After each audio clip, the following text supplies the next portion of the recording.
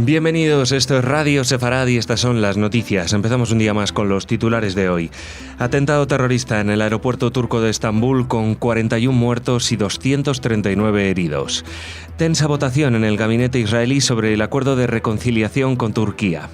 El ejército israelí revoca el código que permitía ataques masivos cuando se tomaban rehenes, incluso a costa de su propia vida. Y los policías de las playas francesas irán armados. Son las noticias de las que hablaremos hoy. En el comentario, Jorge. Hola, Jorge. ¿Qué tal, Jordi? Luego vendrá Raquel con noticias culturales. Turquía ha vuelto a sufrir este martes el zarpazo del terrorismo con un atentado en el que, según los últimos recuentos oficiales, han muerto 41 personas, además de los 3 terroristas suicidas que llevaron a cabo el ataque en el aeropuerto Atatürk de Estambul, y 239 han resultado heridas. Dado que este aeródromo sirve como nodo de escalas de numerosos vuelos internacionales, se teme que haya también extranjeros entre los fallecidos. Durante el último año ya son más de 250 los muertos en el país por atentados tanto de Daesh como de grupos kurdos. En torno a las 21, a las 9, hora de España, de la noche, uno de los 2 sospechosos que se acercaron al control de seguridad de la zona de llegadas abrió fuego con un fusil. Tras la respuesta policial, uno de ellos activó la carga explosiva que portaba. Bueno, ahora se saben un poquito más datos. Se sabe que han sido 3 personas, que los 3 iban armados y los 3 iban también llevaban explosivos encima. Uno, como decimos, se hizo explotar ya en el control de llegada poco después, que era cuando lo estaban abatiendo los policías del aeropuerto, y los otros 2 se hicieron explotar dentro del propio recinto del aeropuerto. El segundo, sobre el segundo hay un vídeo que ha aparecido en la tele, como se ve que corriendo armado un policía logra abatirlo y cae al suelo. Pero al ver que llevaba un cinturón explosivo, en vez de rematarlo, sale corriendo, cosa que ya me explicarán, porque en las televisiones dijeron, dándose cuenta como que hubiera hecho algo bueno. Pues los policías turcos tienen que recibir instrucciones muy claras que en caso de terrorismo que se dejen de tonterías, porque es mucho mejor vaciar el cargador en alguien, en una persona, aunque eso te lleve después conflictos con el psicólogo unos cuantos meses, que no ser el responsable de la muerte de otras personas que hay alrededor porque huiste dejándolo hacerse explotar. Y el peor de todo fue el tercero, que ya se hizo explotar en medio de una aglomeración de gente. El punto bueno, el punto positivo, que eran las 10 de la noche de hora local, y a esa hora pues en el aeropuerto no había muchos vuelos internacionales. Pero claro, han habido muchas víctimas que son los trabajadores del aeropuerto, especialmente. No solamente trabajadores del propio aeropuerto, sino también policías, taxistas, gente que su trabajo tiene que ver con pasar por el aeropuerto. Así que bueno, quizás el número de extranjeros no sea tan alto, justamente porque a menos que sean vuelos nocturnos, que Turquía no es exactamente un punto de escala privilegiado para ello, excepto en los vuelos a Extremo Oriente, pero tampoco. Así que bueno, los datos irán apareciendo. Lo que sí está claro, y creo que estaba claro desde el primer momento, que esto es un atentado de Daesh por sus características. Primero, que no es, digamos que en Turquía hay 2 tipos de atentados terroristas en los últimos años, los de los kurdos y los de Daesh. Y los de los kurdos generalmente atacan a objetivos relacionados con el gobierno, policías, soldados, representantes oficiales. En cambio, Daesh ataca a lo que quiere es simplemente causar terror entre la población civil, con lo cual han actuado exactamente de una forma calcada a como hace 3 meses fue el atentado de París. Incluso el tercero se hizo explotar ya en la boca del metro del aeropuerto. O sea, que estaban incluso, yo creo que con el programa de Bruselas, el aeropuerto de Bruselas, con lo del aeropuerto de Bruselas muy estudiado y a sabiendas de cuáles eran los puntos débiles y fuertes. Llegaron también en un taxi al aeropuerto, o sea que todo coincidía. Luego vendrán las noticias y las anécdotas de cómo el taxista metió en el coche a alguien que llevaba un fusil o cómo lo llevó al fusil, si lo llevaba en la maleta, o si la maleta iba atrás o iba adelante, no sé. Esto van a ser cosas que se van a contar, pero lo que está claro es que después de la alarma y de los discursos que generó el ataque al aeropuerto de Bruselas, y no olvidemos que hace un año también se atacó el aeropuerto de Turquía, con menor incidencia en muertos, ¿no? Pero después de todo eso, las alarmas se dispararon, los mecanismos de vigilancia, no sé qué, no sé cuánto, y estamos exactamente igual. Son unos mentirosos absolutamente todos los encargados de seguridad y defensa de los países europeos, incluidos los países, digamos, semi-europeos, porque Turquía, no hay muchos países europeos que no están interesados en que se acople al resto de la geografía, ¿no? No han hecho absolutamente nada. En el primer cordón de seguridad, Jordi, que era donde llegan estos tres personajes, estos tres sospechosos, como decían en el periódico, cuando vamos a ver, tres que se hacen reventar, ya no son sospechosos, son terroristas. Bueno, el primero que llegó ahí de pronto sacó el arma y entonces los de ese control no tenían armas y lo que hicieron era huir. Tienen un control, un primer control, y no tienen gente armada. Entonces, ¿para qué está el control? Para la gente que son inocentes y que no van a hacer nada, para tocarle las narices a esa gente y hacerles perder tiempo. Muéstrame, ábrame la maleta, muéstrame su DNI, que esto que lo otro, ábrame la mochila. Le van a hacer todo eso a la gente que no tiene nada que ocultar. En cambio, cuando tienen enfrente a alguien que es peligroso, absolutamente no tienen ningún mecanismo de defensa. Salen corriendo y entonces los que acuden son los policías del recinto del aeropuerto. Pero claro, los policías del recinto del aeropuerto son policías con pistolitas, como en las películas de vaqueros. Y los otros, el terrorista va con una ametralladora, con un fusil de repetición y barre, racatacatá. Y los demás, pum, pum, pum. Así barrió a muchos policías antes de que le lograran herirlo y entonces se hizo explotar. Esa fue la primera de las explosiones. Y eso abrió las puertas para que los otros dos ya entraran directamente al aeropuerto. Ya no había más policías que los contuvieran. ¡Qué porquería de defensa, qué porquería de seguridad tienen montados esta gente! Pero vamos a ver, ¿qué es lo que más tienen que hacerle? ¿Qué es lo que hay que hacer? Les tiene que pasar a los gobiernos de Europa, como estábamos mencionando, para que reaccionen y pongan un dispositivo eficaz. Y el único dispositivo eficaz, claro que esto es políticamente muy incorrecto, es el israelí. El único dispositivo eficaz es el israelí, con un doble control de seguridad. Y en el primer control de seguridad hay tanquetas, porque ahí es donde puede pasar el problema. Y donde tienes que atajar el problema es afuera, no adentro. Cuando están adentro ya es muy difícil que no cause víctimas. Afuera sí tú puedes evitarlo. Que eso es lo que pasó en París en noviembre con los del Estadio Saint-Denis, que se hicieron estallar en la puerta, porque si hubieran pasado dentro, hubiera sido, bueno, una catástrofe de dimensiones mucho peores que las actuales. Así que lo primero que hay que aprender de este atentado de Estambul es que estamos con el culo al aire, que estamos en manos de unos inexpertos, estamos en manos de unos mentirosos, y en esto implico absolutamente a todos los gobiernos de la Unión Europea, porque ninguno, incluido el francés, que es el que más aspavientos hace de sus controles, está haciendo absolutamente nada más que mostrarle a la gente, miren todos los soldados que hay en las calles. Pues esos no sirven para nada. Los soldados en las calles no sirven para nada. Tienen que estar en los sitios donde hay aglomeraciones. Si van a la calle, pues los terroristas son suicidas, pero no son tontos. Ellos lo que quieren es lograr un efecto dominó de terror. Y entonces hay que estudiar la psicología del terrorista, y hay expertos para eso, pero lo que tienen que hacer los gobernantes es escucharlos y no escuchar a los expertos en marketing asesorándoles sobre cuántos escaños o votos eso le va a costar en las futuras elecciones legislativas, presidenciales, autonómicas o en el chiringuito de la esquina. Vamos a Israel. El Gabinete de Seguridad israelí se reúne para votar el acuerdo de reconciliación firmado con Turquía. 3 de los 10 miembros se han pronunciado en contra: el ministro de Defensa, Víctor Lieberman, y 2 del Partido Religioso Nacional, Abait Yehudi, Ayelet Shaked y Naftali Bennett.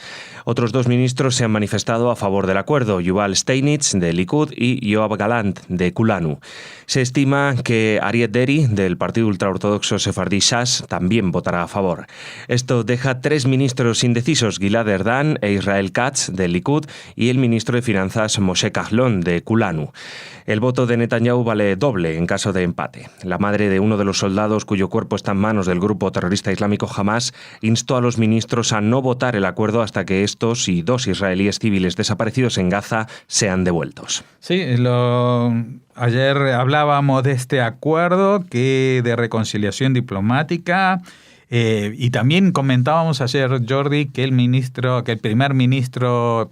presidente turco Erdogan había pedido disculpas por haber bombardeado o derribado, mejor dicho, un avión ruso. Y que su intención era abrir y volver a negociar con los rusos, etcétera. Pues esto también tiene que ver con el atentado de ayer de Daesh, aunque tampoco al terrorismo hay que buscarle mucha lógica, porque atentan en cuanto pueden. Lo que pasa es que coincide justamente con que Turquía parece reconciliarse con Rusia, pues esto le da una nueva dimensión al atentado de Daesh, que como saben también tiene representación diplomática en Turquía. Y Turquía ha sido la puerta de entrada, este aeropuerto de Ataturk ha sido la puerta de entrada de todos los yihadistas que llegaron a Siria e Irak, incluso aquella mujer que era la esposa del que cometió los atentados en París. Bueno, el tema es que en Israel el tema de Turquía no es el problema de Turquía, sino el tema es Hamás. El tema es Hamás. Y el tema es que hay 4 asuntos pendientes con Hamás. 2 civiles, uno un alterado mental, el otro que no se sabe muy bien quién es, que están vivos, y 2 cadáveres de soldados. En el pasado esto se ha negociado con un tremendo precio de, por ejemplo, 1.000 prisioneros con las manos manchadas de sangre de israelíes, que fueron a cambio de Gilad Shalit. Evidentemente no se quiere volver a eso. Y el tratado con Turquía se supone que abre la puerta para esta negociación, pero no se compromete, no asegura que realmente se llegue a buen puerto con esta situación. Y eso es lo que exige la madre de este soldado muerto. Yo creo que esta oposición interna en el gabinete pues no durará mucho. En definitiva, primero porque entre los indecisos hay 2 que son del propio partido de Netanyahu, con la cual yo creo que podrá ejercer algún tipo de presión.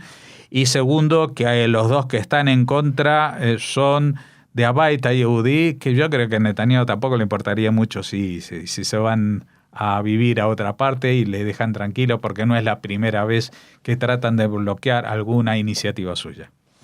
Seguimos en Israel. El jefe del Estado Mayor del Ejército de Israel ha ordenado que se cancele la llamada doctrina Aníbal, el polémico código militar vigente desde hace 3 décadas que autoriza a lanzar un ataque masivo para prevenir la captura de soldados israelíes por milicias enemigas, incluso a costa de la vida de los rehenes. Este protocolo de actuación fue concebido durante la intervención israelí en Líbano entre 1982 y 1985 a fin de impedir que sus militares fueran secuestrados por la guerrilla de Hezbollah, especialmente después de la captura del soldado Gilad Shalit, que permaneció cautivo en Gaza entre 2006 y 2011 hasta que fue liberado a cambio de la excarcelación de más de 1.000 presos palestinos en Israel.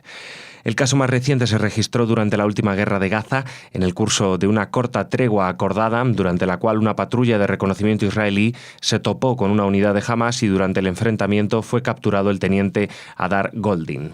Bueno, este es lo que se llama el código, la doctrina Aníbal. Era algo que, como explica la noticia, en el año 82, en la llamada Primera Guerra del Líbano, pues fue cuando Hezbollah empezó con este tema de secuestro de soldados.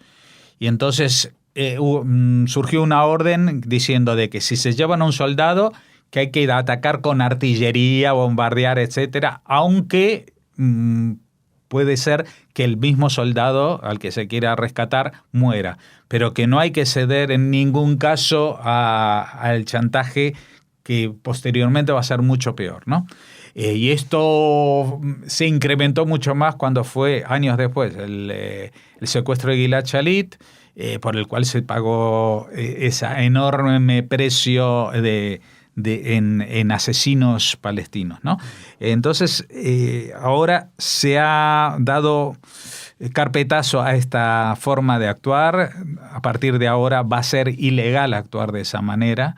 Y justamente la última vez, y esto nos vincula con la noticia anterior, que pasó esto, fue capturado un soldado israelí que fue llevado, secuestrado, y tras el bombardeo murieron muchos milicianos de Hamás, también civiles, y lo que se sabe es que el teniente Hadar Goldin también murió. No se sabe si del propio bombardeo o que lo remataron sus captores, pero uno de los cadáveres que se espera poder repatriar justamente es el de él. Los socorristas irán armados en las playas francesas este verano por temor a que se produzcan atentados yihadistas. Un tercio de los policías que se despliegan en los arenales portarán pistolas automáticas.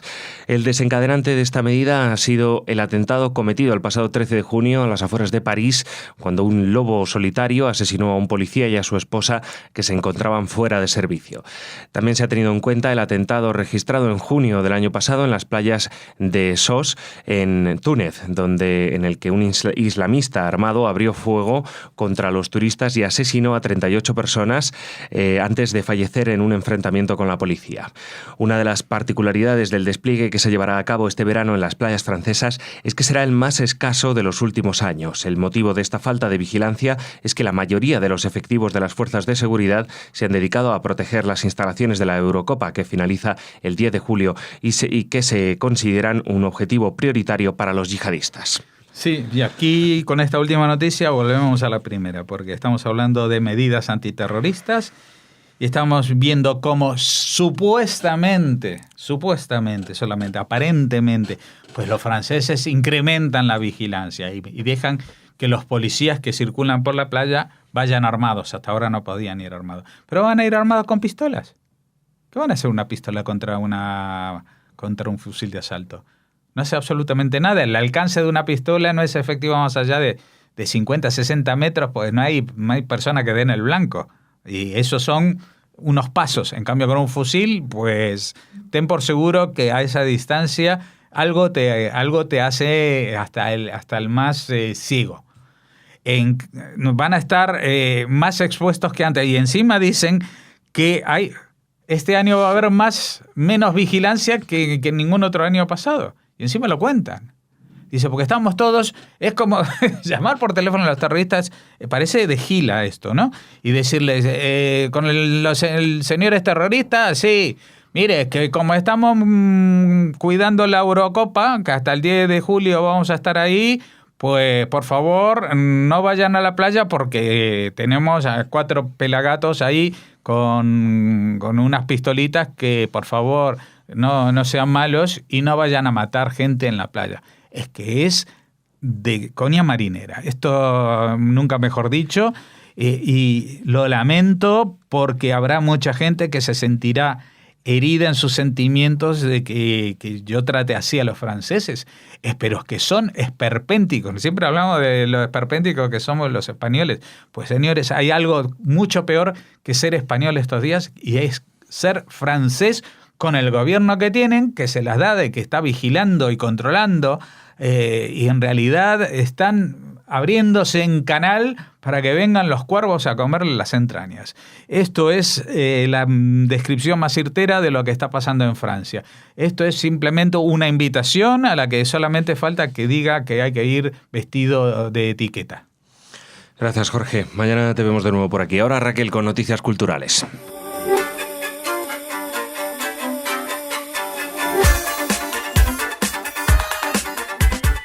Bienvenida, Raquel. Hola, Jordi, bonita camiseta. Muchas gracias. Qué pena que no sea televisión. De verdad, que no lo vean los oyentes. Bueno, una preciosa camiseta que me regalaron los compañeros de Radio Sefarad, hay que decirlo. Y al margen de regalos, bueno, todos tus programas son un regalo, Raquel. Gracias, ¿Qué noticias Jordi. Nos traes hoy? Pues a ver son si todas son buenas. muy buenas, Me alegro. para compensar un poquito la otra parte del informativo que ha sido realmente difícil.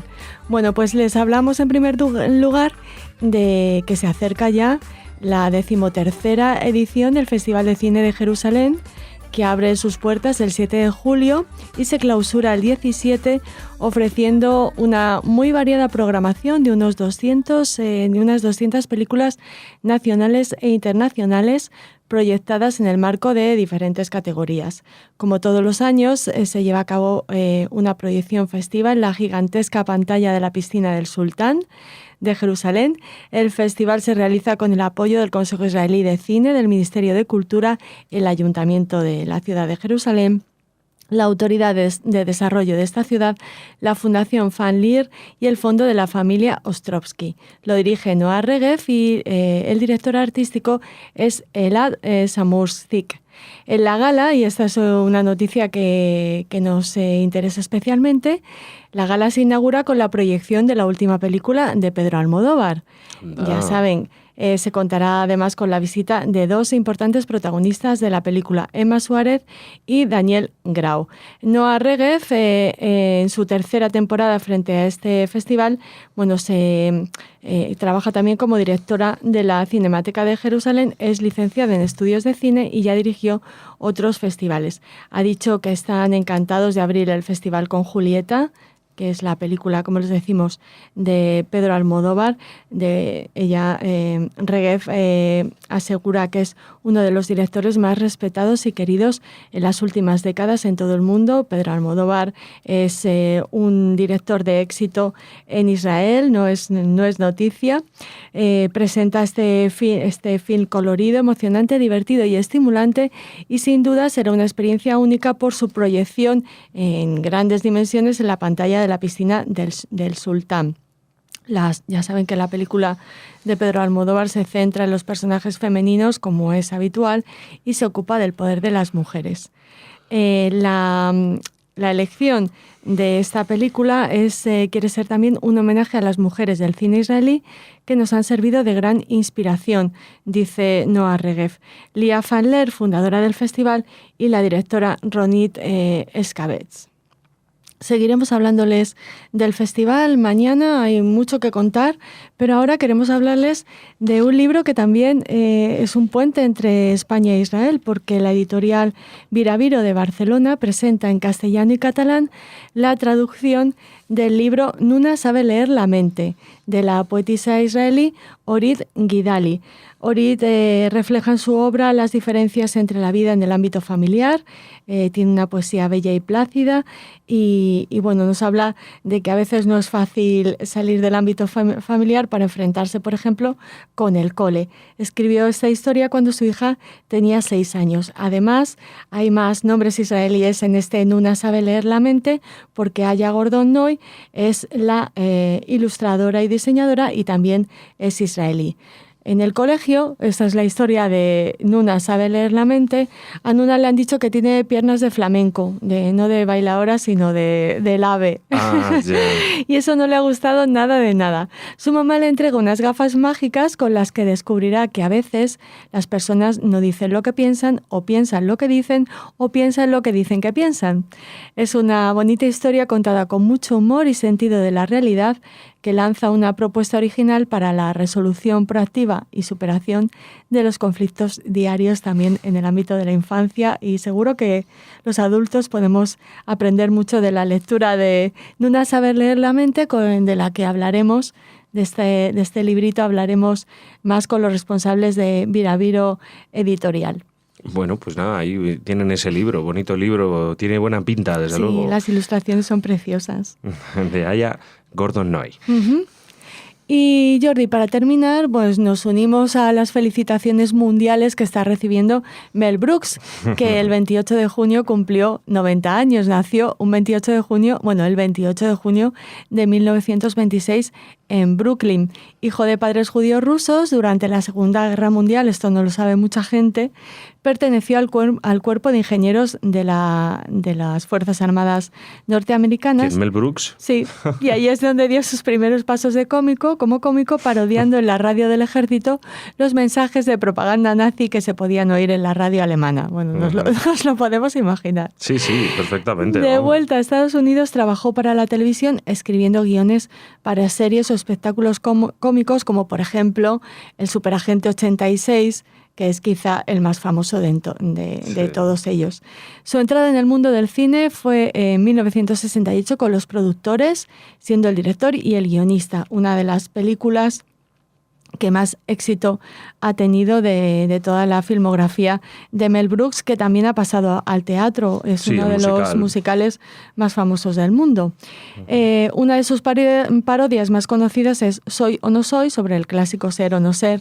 Ya saben, esa película maravillosa de Lubitsch, en la que interpreta al actor de teatro polaco que durante la Segunda Guerra Mundial tiene que actuar para salvar su vida y la de varios de los que le rodean en dicha comedia. También ha escrito La loca y ha dirigido y protagonizado La loca historia de las galaxias, La loca historia del mundo o El jovencito Frankenstein. John Frankenstein se llamaba. Con Marty Feldman también, ¿eh? Se acordarán de Marty Feldman, que era el que hacía de su mirada, el que hacía de Igor. Uh-huh. Y ¿cómo se llamaba el otro actor? No me acuerdo ahora. El que hacía de Frankenstein también. Ay, no me acuerdo del nombre. Gene, sé que se llamaba Gene, pero no me sale el apellido ahora mismo. No es Gene Hackman, ese otro Gene. Pero bueno, en fin. Ni Gene Kelly. No, Gene Kelly tampoco. Bueno, también apuntar, y es interesante, que Mel Brooks no solo se ha dedicado a la comedia, por la que es más conocido, célebre, claro, sino también que ha sido productor de películas tan fundamentales en la historia del cine como El hombre elefante, de David Lynch, o La mosca, de David Cronenberg. Qué curioso, eso sí que no lo sabía para nada, ¿eh? Para producir estas películas tan ajenas a su estilo, tuvo que crear la empresa Brook Films, para evitar que el público, al ver en los carteles Mel Brooks presenta, pensase de inmediato que se trataba de una comedia. Claro. Y bueno, felicitamos a Mel Brooks y les invitamos a leer una entrevista que ha concedido a la revista Tablet Magazine, en la que repasa su vida, su obra. Tiene unas maravillosas palabras para su esposa, Anne Bancroft, que falleció y que fue, en palabras de Brooks, su alma gemela. Y es muy interesante esta entrevista que concede a los 90 años, en plena forma física, mental, espiritual y de todo. Les ponemos el enlace a esta entrevista y felicitamos efusivamente al señor Brooks. Felicidades, Mel. Yo me he reído mucho, sobre todo con The Young Frankenstein, que cuando era pequeño me sabía los diálogos de memoria y todo, ¿eh? La verdad que sí. Bueno, ¿o qué diablo, Raquel? Vamos a escucharlo. Cogemos un trocito de YouTube y se lo ponemos aquí para que lo escuchen. Un pequeño homenaje a Jordi. Mel Brooks. Un regalo de cumpleaños. Claro que sí. Pues hasta mañana. Frankenstein. ¿Me toma el pelo? No, se pronuncia Frankenstein. ¿Dice usted también Froderick? No, Frederick. ¿Y por qué no es Froderick Frankenstein? ¿Por qué no? Es Frederick Frankenstein. Muy bien. Usted debe de ser Igor. No, se pronuncia Igor. A mí me dijeron que era Igor. Pues estaban equivocados, ¿sabe?